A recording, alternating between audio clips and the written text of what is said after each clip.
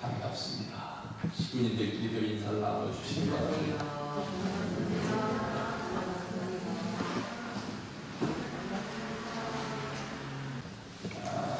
오늘 말씀하신 것을 약한 자 힘주시고 강한 자 바르게 라는 제목으로 정해보았습니다. 아시는 바와 같이 찬송가의 제목입니다. 왜 오늘 이런 제목으로 정했는가 하면 교회가 하는 일이 세상에서 무엇인가 하는 것을 함께 묵상해보기 위해서입니다. 또 교회가 하는 일이란 하늘 부모님께서 하시는 섭리를 대행하는 것이므로 하늘 부모님께서도 늘 세상에 대해서 어떻게 섭리를 하시느냐, 약한 자에게는 힘을 주시고 강한 자에게는 바른 길을 가게 하시는 그것이 하늘 부모님의 섭리라 하는 것입니다.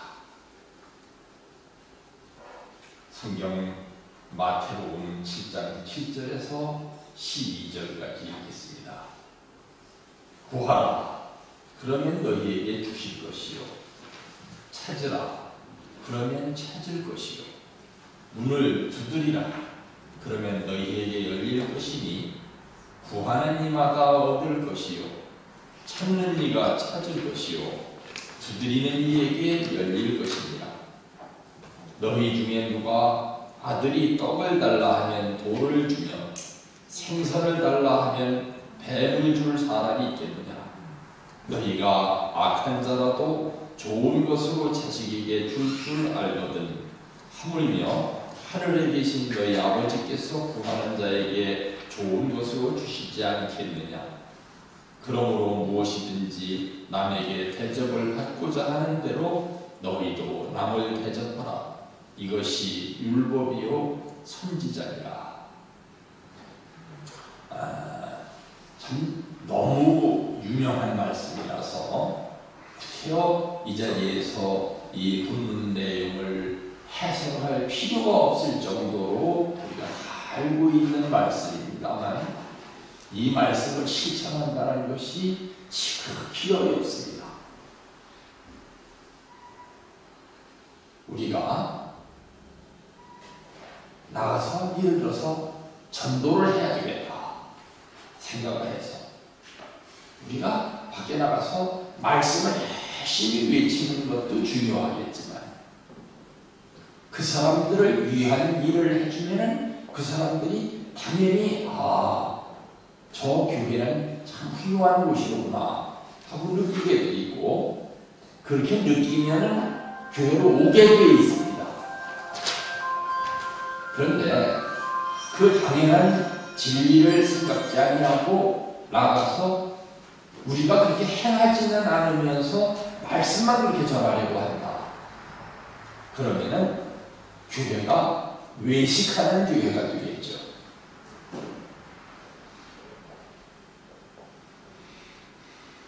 그래서 구하라, 그러면 너희에게 주실 것이요. 찾으라, 그러면 찾을 것이요. 문을 두드리라, 그러면 너희에게 열릴 것이니 구하는 이마다 얻을 것이요. 찾는 이가 찾을 것이요. 오늘은 이 말씀을 중심 삼고 무엇을 생각해 보는가 하면 우리가 어떻게 약한 자에게 힘을 주고 강한 자에게 바른 길을 가게 하기 위해서 교회에 해야 할 일을 할 것이냐 하는 데 대해서 우리가 묵상을 하고 그렇게 구하면은 그렇게 하나님께서 주신다는 말입니다.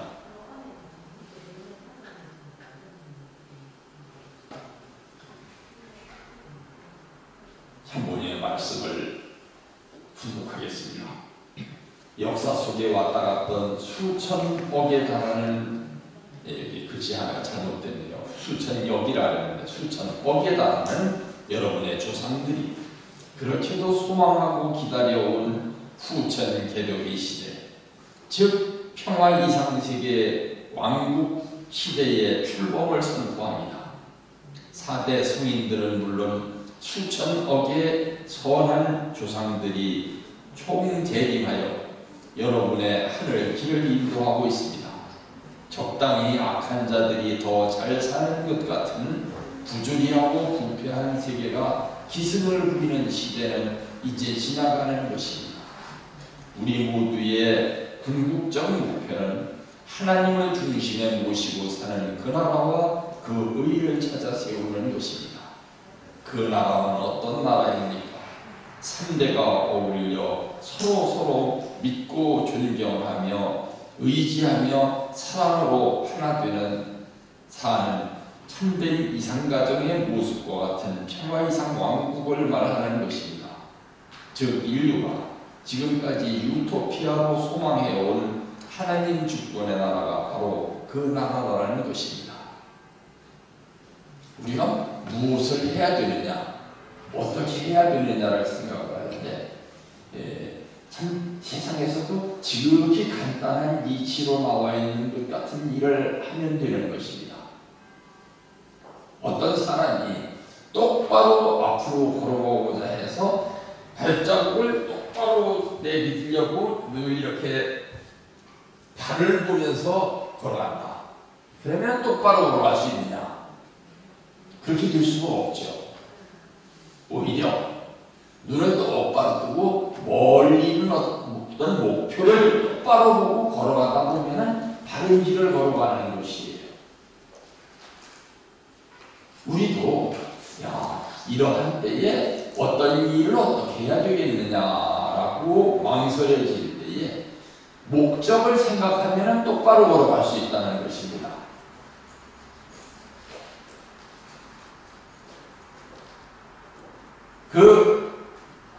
저 뒤에 있는 선생님, 저 지금 장애인이라서 그래요. 이해해 주세요. 자꾸 이런 거 간섭하시면 굉장히 불편해요. 어머니가 데리고 있어야 돼요. 같은 가족이에요.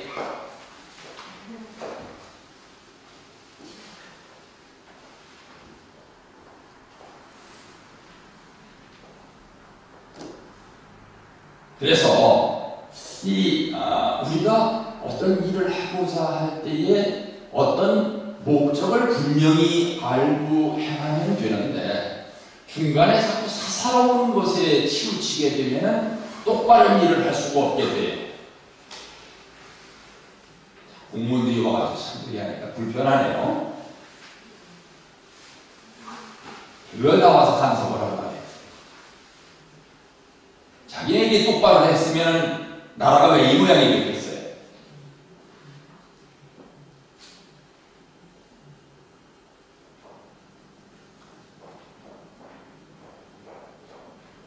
그래서 우리는 늘 하나의 신념을 가지고 살아야 됩니다. 그것은 뭐냐? 적당히 악한 자들이 더 잘 사는 것 같은 부조리하고 부패한 세계가 기승을 부리는 시대는 이제 지나간다고 하는 신념을 가지고 사는 것. 그것이 바로 신앙인의 길인 것입니다. 신앙인들조차도 적당히 악하게 살고 적당히 얕게 살아야 더 잘 산다고 하는 그런 사고방식을 가지고 살면은 세상이 어떤 입장에 처하게 되느냐? 세상이 자정 능력을 잃어버리게 돼요. 자정 능력을 잃어버리는 사회라는 것은 뭔가 하면 자체적으로 바로잡힐 수 있는 능력을 잃어버리기 때문에 강제력에 의해서 바로 서게 된다는 말입니다. 강제력에 의해서 바로 선다는 얘기는 하늘 부모님의 벌을 받아가지고 큰 탕감 조건을 치른 후에야 바른 길을 간다고 하는 것이에요. 교회가 세상 앞에 빛이 되고 소금이 되라고 하는 이유는 무엇인가 하면 세상이 어떻게 길을 가더라도 교회는 바른 길을 걸어가야 세상이 교회가 저렇게 바른 길을 걸어가는 거 보니까 우리도 어떻게 좀 할 만큼 나쁜 짓을 하다가도 때가 되면 바른 길을 걸어가야 되겠구나. 이렇게 깨달음을 주게 만드는 것이 교회의 역할인데, 교회조차도 세상의 가치관에 휩쓸리고 교회조차도 세상에 물들어서 세상처럼 행동한다. 그렇게 되면 세상이 자기 정한 운명을 잃어버린다는 말입니다. 마치 옛날 소돔성에서 의인 10사람이 없어서 소돔성 전체가 멸망당했던 것처럼, 그걸 바꿔서 말하면 의인 10사람이 있으면 멸망치 않을 수 있었던 소돔성이 멸망했다는 말입니다. 이럴 때에 책임은 악한 사람들에게 있느냐, 아니면 그 의인 10사람에게 있느냐? 의인 10사람에게 있다고 하는 것이 하나님의 뜻이에요. 교회가 교회의 역할을 다해서 세상 사람들이 교회를 보고 올바른 것을 깨닫고 교회를 보고 올바른 길을 걸어간다고 할 것 같으면 그것이 바로 교회의 역할을 다하는 것이라는 말입니다. 그래서 이런 말이 있습니다. 유럽의 어떤 교회에서 목사님이 하신 얘기인데요. 세상은 악한 사람이 많아서 문제인 것이 아니라 선한 사람이 꼭 필요한 숫자만큼 없어서 문제가 되는 것이다. 그래서 참 공직자의 길이 참 어려운 것은, 공직자가 식구들 보기에 본을 세워야 교회가 올바른 길을 걸어가는데, 공직자마저도 세상 논리에 휘둘려서 막 세상이 적당히 악하게 흘러가면은 공직자도 따라서 적당히 악하게 흘러가고, 세상이 공직자도 선한 척해도 아무런 문제가 없다 싶을 때에만 공직자가 선한 척하고, 이렇게 하면 공직자가 있어야 할 필요가 없다는 말입니다. 그런데 공직자의 역할이 그러면은 쉬우냐? 결코 쉽지는 않습니다. 옛날에 공자도 말하기를 아는 것을 안다 하고 모르는 것을 모른다 하여라. 그러면 알게 되리라 했습니다.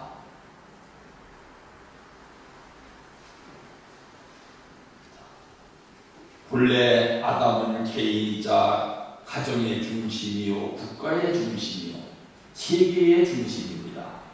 문화라는 것도 아담 문화입니다. 거기에서부터 말이 시작되고 모든 인연이 벌어지는 것입니다. 참부모를 중심 삼은 인연의 역사도 새로운 문화 창조의 기원이 될 수 있습니다. 여기에서부터 비로소 인류의 참된 역사가 벌어지는 것입니다. 참된 가정과 참된 사회, 민족, 국가, 세계가 현현하는 것입니다. 그 전통적 사상이 어느 때에나 중심이 되는 것입니다. 지금까지는 역사적인 소망의 세계를 미래에 두고 바라보고 나왔지만 앞으로는 미래를 바라보고 나아가는 것이 아닙니다. 여기에서 닦아진 그 사상을 중심 삼고 그것을 본떠서 역사는 발전해 나가는 것입니다. 그것이 중심이 됩니다. 이렇게 과거, 현재, 미래의 중심을 결정지을 수 있는 것이 나라를 중심 삼고 설정이 되는 것입니다. 세상에서도 나라, 국가는 왜 중요하냐? 국가가 세워지면 국가에는 반드시 법이라는 것이 생기거든요. 그 법이라는 것이 어떤 일에 대해서 정의냐 불의냐를 판가름하는 기준이 되는데, 그 법이라는 것이 자기네들 멋대로 자기네들 편한 대로 법을 막 만든다. 그러면은 국민들이 뭘 보고 배우느냐는 말이에요. 아, 국민들도 저렇게 살아도 되는 거구나. 옛날의 말입니다. 우리 참 물론 잘못한 것도 많습니다만 그래도 이시조선이라는 나라가, 이 이조라는 나라가 500년이나 계속됐습니다. 한 왕조가.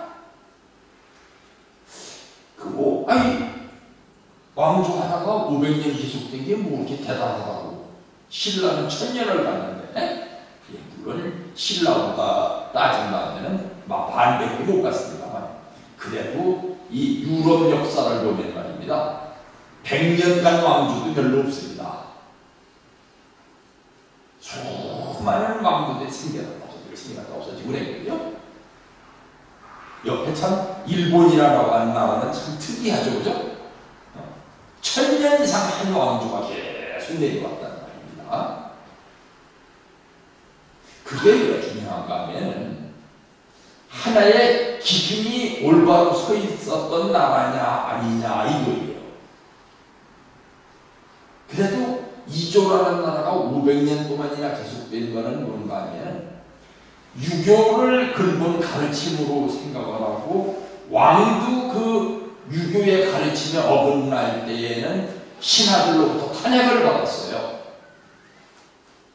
그러니까 왕들이 자기가 살아야 할 법도가 분명하니까 그 법도를 지키면서 살았다는 말입니다. 이건 종교하고도 또 달라요. 그 유교의 가르침이 있었기 때문에 한 왕조가 500년 동안이나 안정되게 내려갔다는 말입니다.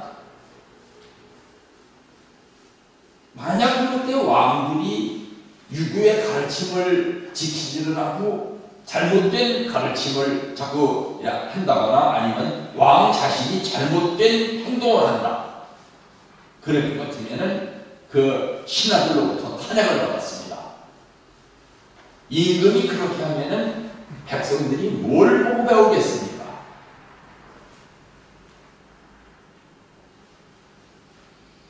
그런데 임금이 해야 되는 첫 번째 일이 뭐였었는가 하면 제사를 잘 지내는 일이었어요. 제사를 지내는데 참 우리가 생각해보면은 어처구니 없죠. 아니 여기다가 꽃감을 놓고 여기다가 대추를 놓고 여기다가 배를 놓고 이게 뭐 그렇게 중요하겠느냐. 그걸 가지고 당파 싸움을 해가지고 사람이 죽고 살고 했습니다. 요즘 우리 생각에는 아이고 저 제사 지내면서 제물 여기다가 꽃감을 놓고 여기다 대추를 놓고 이게 뭐 중요하다고 그걸 가지고 싸워가지고 사람을 죽이고 죽고 했느냐. 지금 미친놈들이라고 그러겠죠. 그런데 그만큼이나 예를 중요시했다는 말입니다. 중요한 것은 그만큼이나 왕실에서 예를 중요시하니까 백성들은 그 예를 따라갔다는 말입니다. 그래서 나라가 혼란스럽고 참 이렇게 백성들이 막 도둑이 생기고 유랑민이 생기고 그러면은 왕이 법을 엄하게 해서 백성을 다스리려고 했었던 것이 아니라 예를 올바로 지켜서 나라를 다스리고자 했었던 것이 그것이 우리나라 조선입니다. 예를 어떻게 하려고 했느냐? 효자문과 연려문을 많이 세웠어요. 그게 나라를 다스리는 방법이었습니다. 이조에는 어디 예를 들어서 진주에 효자가 누가 있느냐? 어떤 가문에서 효자가 났느냐? 예를 들어서 뭐 진양 정씨 가문에서 효자가 참 유명한 효자가 났습니다. 그러면 임금의 이름으로 그 집안에 효자문을 세워줘라. 어느 집안에 연려가 났습니다. 참 그 남편이 죽었는데 시집도 안 가고 젊은 과부가 참 혼자 살면서 아주 모범이 되는 예를 지키면서 살고 있습니다. 그 집안에 왕의 이름으로 연령을 세워줘라. 그러면 어떻게 되느냐? 국민들이 법을 엄하게 하는 것이 아니라 도덕을 올바로 세웠더니 국민들이 도덕을 지키면서 살아야 되겠구나. 이게 도덕을 지키다 보니까 불문율이 지켜져서 성문법을 지키는 것은 자연이 됐다는 말입니다. 그러니까 나라가 그냥 올바로 사는 거예요.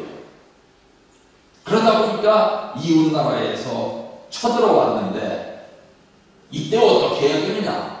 백성들이 이런 때는 백성이 당연히 목숨을 바치면 되는 것이 아니냐. 참 저는 경상남도 출신이 아닙니다만 경상남도에 와서 하나는 참 목회리 여기 와서 목회하면서 자랑스러웠던 일은 일본이 우리나라에 쳐들어왔을 때에 이 경상남도에서 의병이 제일 많이 일어났습니다. 이 우리 가까이 있는 산청이라는 데에 남명 조식 선생이라는 분이 있어가지고 이분이 나라에서 지금 어떤 교세도 한 번 살았던 분이 아니에요. 외국에서 쳐들어갔을 때 자기가 군인도 아니었습니다. 그런데 자기 밑에 제자들한테 모두 진중보 보내라. 그래서 그 밑에서 의병장들이 많이 나와가지고 그 제자들이 전부 의병장이 되었기 때문에 이 경남 의병들이 전국적으로 아주 유명했단 말입니다. 그래서 그 조식 선생이 쓴 유명한 시조가 전해오죠. 삼동의 베옷을 입고 이 좋은 겨울에도 바람이 숭숭 통하는 베옷을 손도 안 넣은 그 베옷을 입고 춥게 살고 암혈의 눈비를 맞아 바위 굴 속에 살았으니까 뭐 참 이 사는 생활이라는 것은 나올 수가 없죠. 굴 속에 살았어요. 집이 없어서. 그렇지만 서산에 해지다 하니 눈물 겨워하더라. 임금이 돌아가셨으니까 눈물이 난다. 이 임금한테 아무런 혜택도 안 받았는데도 오늘날에 와서 우리가 생각하는 것처럼 나라를 위해서 해준 게 뭐 있다고 내가 나라를 위해서 뭐를 애국을 해야 되느냐 이렇게 생각하는 것이 아니라 나는 나라의 아무 혜택을 못 받았지만 나라를 위해서 해야 될 내 백성으로서의 의무가 있다고 이렇게 가르치면서 살았었던 선생이기 때문에 그 밑에서 많은 제자들이 나왔다는 것이죠.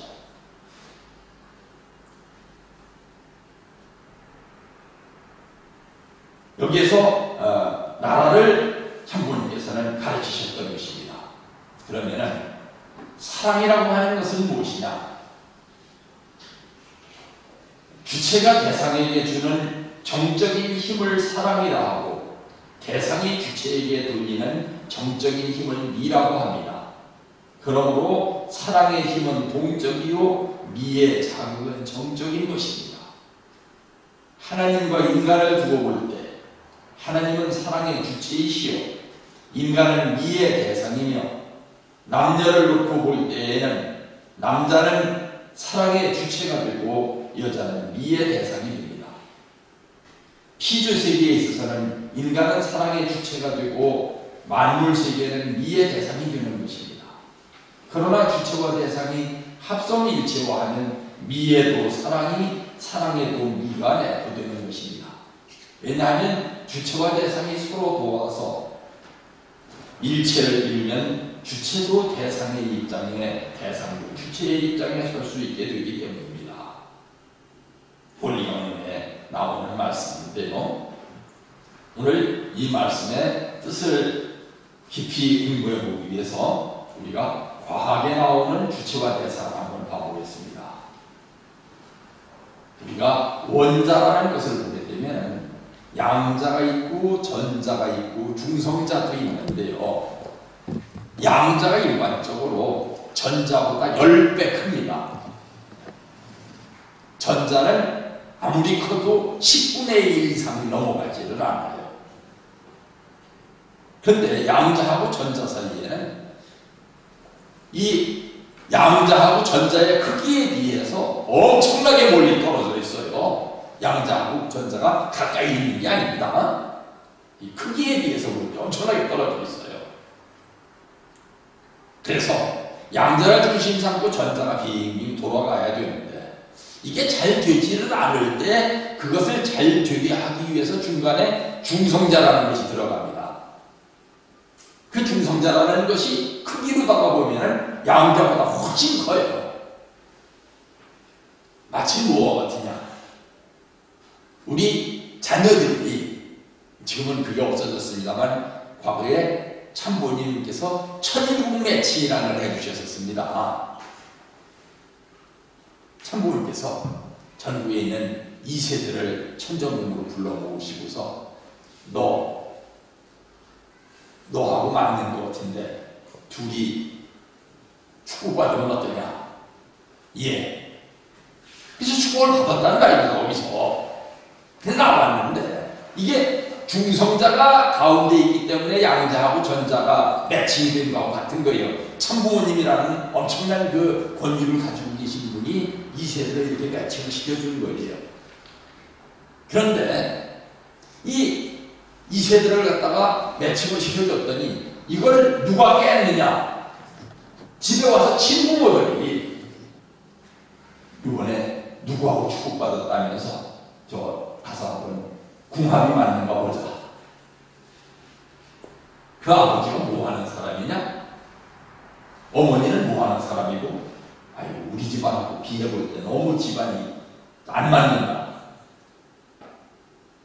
참부모님께서 이제 맺어주신 것을 갖다가 세상적인 가치관을 중심 삼고 부모들이 깨는 일이 많았어요. 그러다 보니까 이세 가정들이 많이 깨졌어요. 주체는 뭐냐? 주체가 어떤 뜻을 가지고서 둘을 매칭시켜 주셨느냐 하는 것이 참 중요합니다.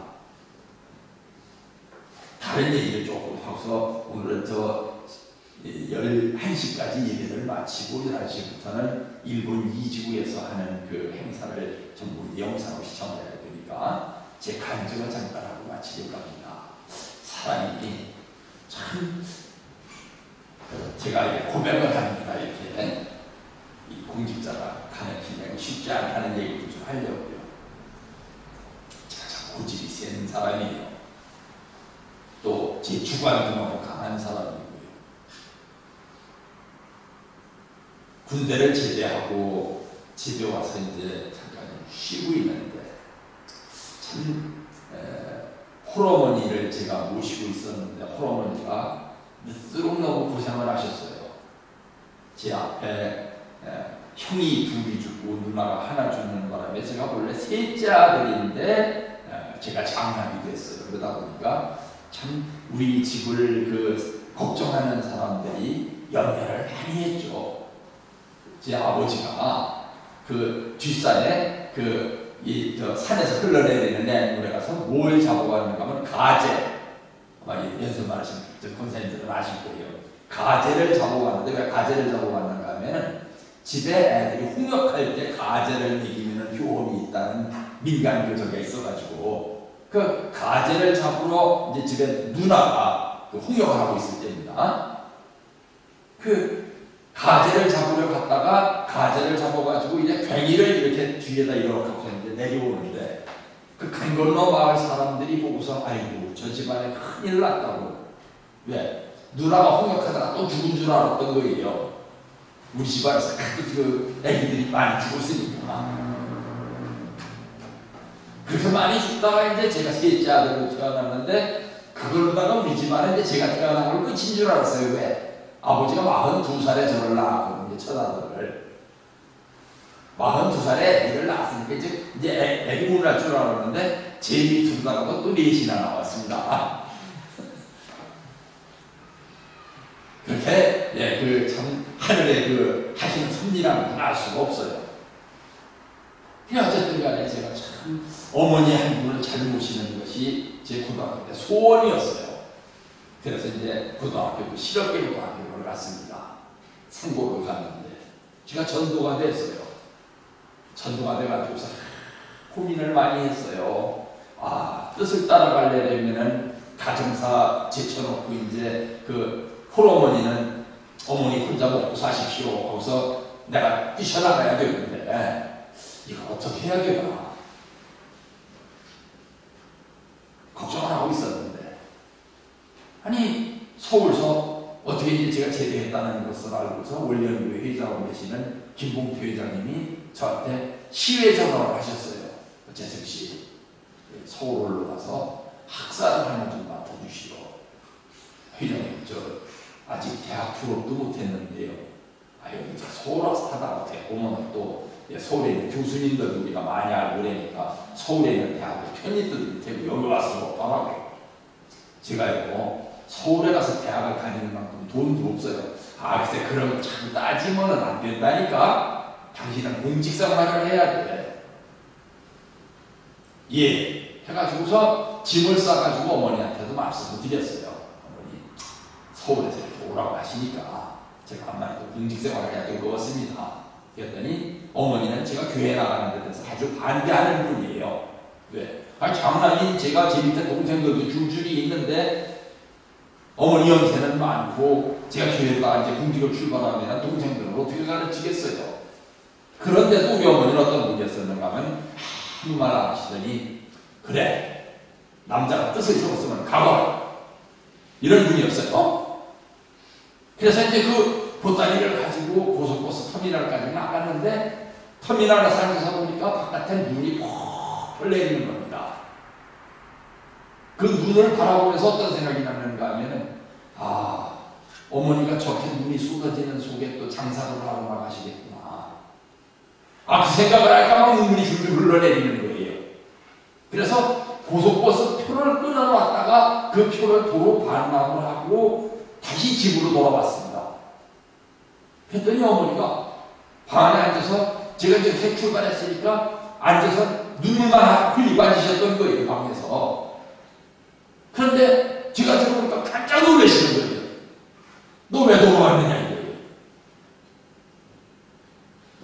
그래서 아무래도 참 이렇게 제가 공직을 출발하고 나면 어머니가 너무 고생하실 것 같아서 다시 돌아왔습니다.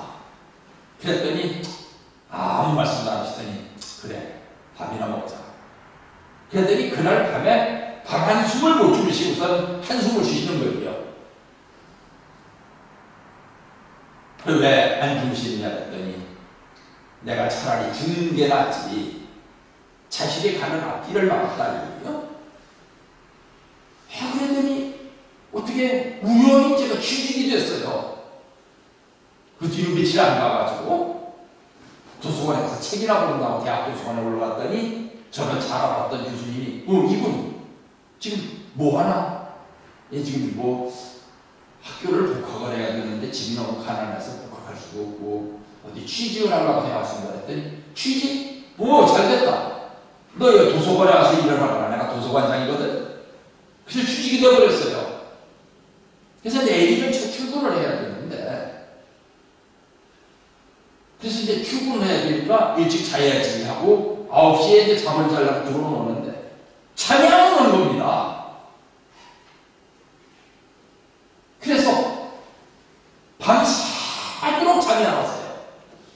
새벽 5시에 조금 잠이 오는 것 같은 눈을 붙였다가 출근 시간이 되어서 이제 일어나서 아침을 먹고 출근을 해야 되니까 첫 출근을 했는데 그 뒤로 1년 반 동안을 불면증을 앓았습니다.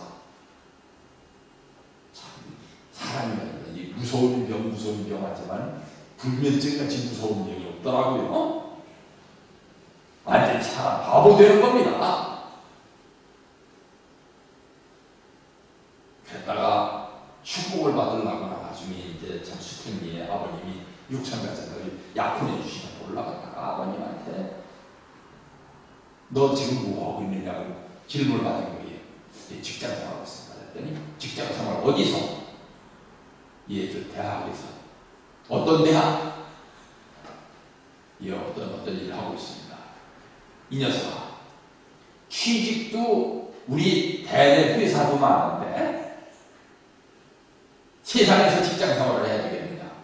이 녀석아 공직 생활을 해야지 네가 직장 생활에서 될 놈이냐고. 얼마나 그 많은 사람들이 지금 약혼 대상들이 한 1,000명 이상이 몰려와가지고 지금 앉아서 있는데 거기서 막 그렇게 꾸중을 들으니까 말입니다. 참 죽고 싶더라고요. 그래서 나중에 천가족들 축복받고서 봉헌된다길래 미련 없이 사표를 내고 나왔습니다. 왜 이런 말씀을 드리는가 하면 사람들이 가야 될 길이 정해져 있는 것 같아요. 그런데 제가 공직생활을 전도 말씀을 드렸지만 19살에 교역장을 했었거든요. 그때 공직생활이 너무너무 힘들어가지고 또 그때 공직생활을 하면서도 늘 잠만 자면 어머니 고생하시는 게 꿈에 보이는 거예요.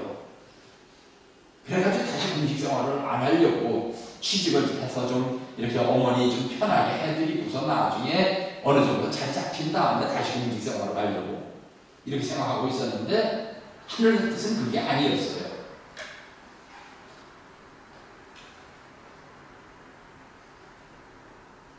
하늘의 뜻이 이렇게 있는데 그 하늘의 뜻을 저버리고 내가 내 길을 생각을 하고 내가 내 목표를 잡고 내 마음대로 뭐를 하려고 할 때 이런 때에 얼마나 큰 시련이 오는가 하는 것을 그때 깨달았습니다. 그래서 하늘에 하시는 일은 늘 약한 자에게 힘을 주시고 강한 자를 바르게 걸어가게 하시는 것이 하늘의 길이라는 것을 깨달았습니다.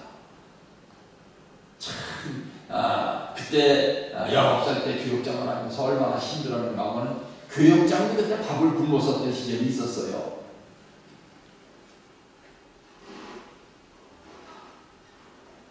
그래서 그때 참 그런 어려운 생활이 싫어서 공직생활을 또 참 어머니를 어떻게 참 모시고서 내가 하려고 했더니 그 춘천에서 춘천교회 부교회장을 할 시절인데 영통하시는 분이 계셨습니다. 그분이 저한테 그렇게 잘해주셨어요. 먹을 것만 있으면 가져오시고 저를 위해서 기도도 해주시고 그랬는데 그분한테 제가 한번 질문을 했었습니다. 권사님, 제가 언제쯤 어머니를 모시고 살 수 있을까요? 그랬더니 이 권사님이 얼굴이 싹 바뀌더니 하는 얘기가 하늘이 괘씸하다입니다.